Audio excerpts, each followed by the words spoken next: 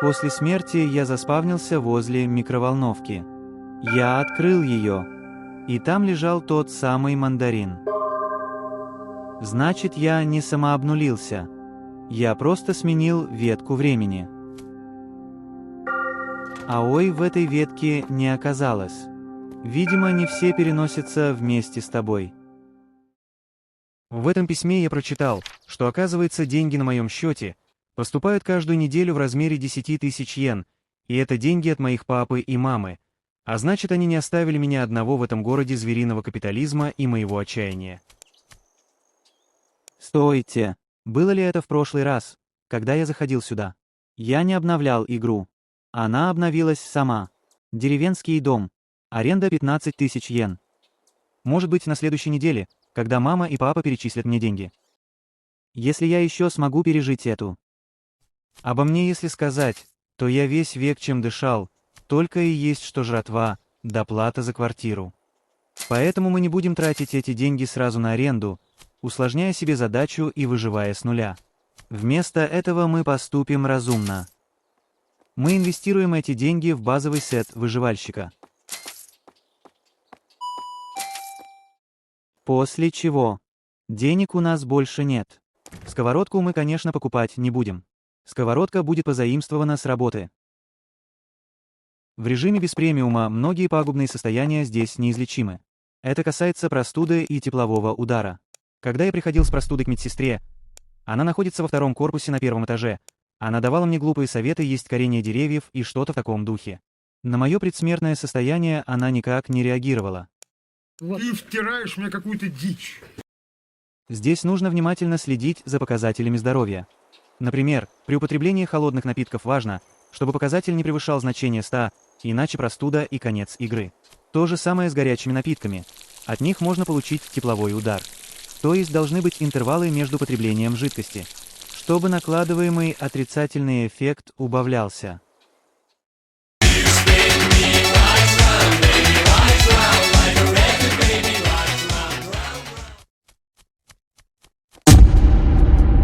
Сейчас я научу вас приспосабливаться. Отвечайте всегда так. Я достал мандарин. Я решил проверить, работает ли он на других людях. Это был самый дорогой эксперимент в моей жизни. Он стоил мне одной альтернативной реальности.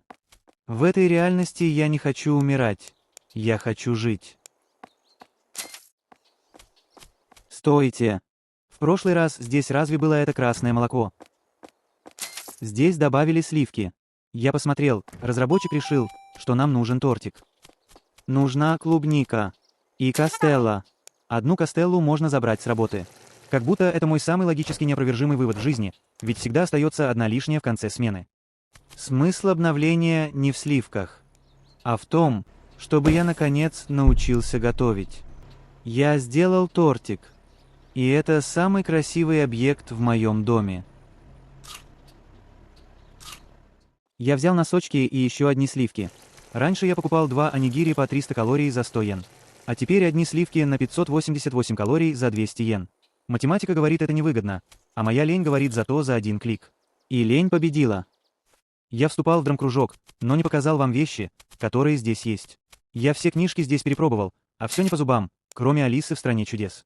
Видимо, интеллект гораздо дольше прокачивается, чем бесталанная зубрежка. Нахожу фонарь из путешествия к центру Земли. И я забираю его домой. Теперь я сплю рядом с ним. И характеристики восстанавливаются быстрее. Видимо, даже виртуальному человеку нужен источник света. Особенно, когда рядом нет того, кто был в другой ветке времени. Но сейчас у меня есть белка, а я очень люблю белок и морских свинок. Мы возьмем шишку у Лехи, какой бы это пошлостью ни звучало, потому что нам надо кормить белку. Леха отцу пивас носит. Ничего необычного.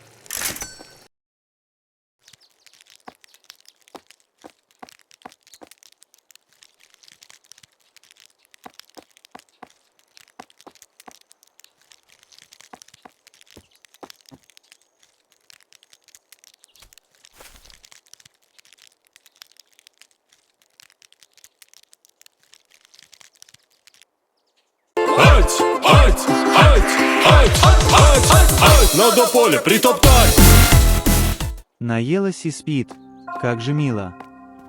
Да, я, кстати, хотел продемонстрировать в этом видео, как же использовать сет выживальщика.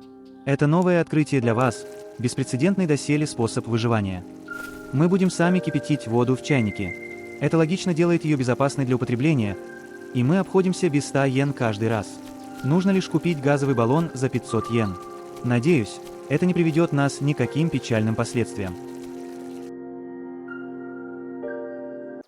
В романе Джека Лондона Мартин Иден герой хотел стать частью их общества, а когда стал, то понял, что оно пустое.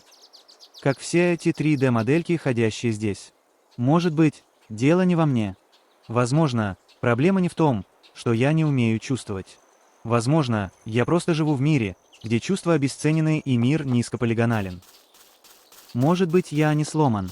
Может быть, я просто слишком чувствителен к миру, отчего закрылся от него в скорлупе.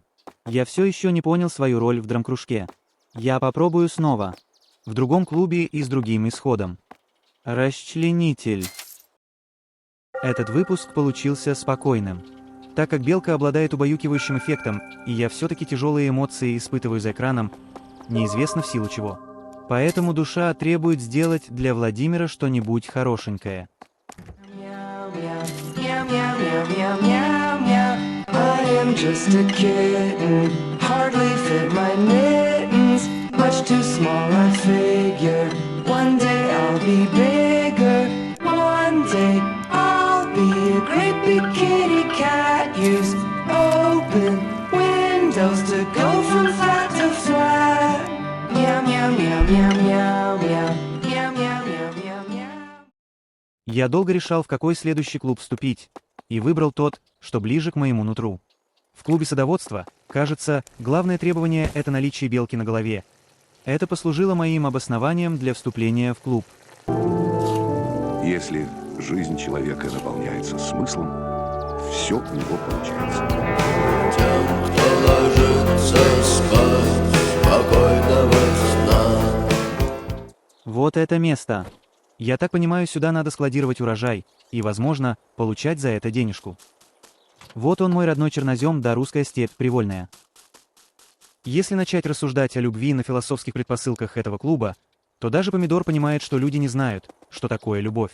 Потому что любовь — это жертва, это отказ от эго, от гордости, от желания быть правым. Любовь — это когда ты поливаешь, даже если не уверен, что взойдет плод твоих трудов. Это рвение дать жизнь неодухотворенному помидору. Я взял из культур садовую землянику Викторию. Ведь я уверен, что одноклассники будут тащить из моей теплицы все, и в этом есть смысл.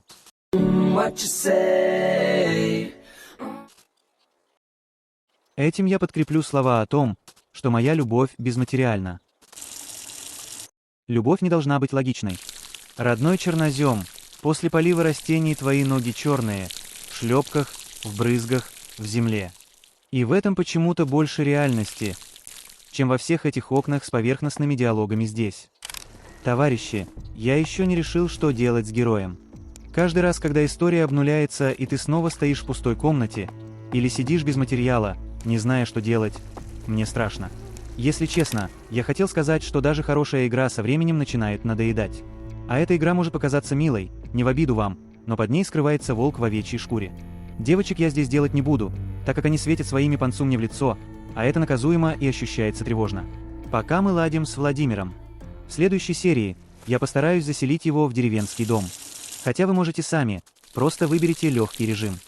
Я могу перегореть и иногда быть раздраженным, но не обессудьте, это все нервы.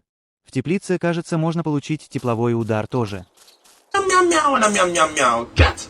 I'm a kitty cat and a meow meow meow and a meow meow meow cat. I'm a kitty cat and I dance dance dance and I dance dance dance cat. I'm a kitty cat and I dance dance dance and I dance dance dance. I say sexy things to myself while I'm dancing.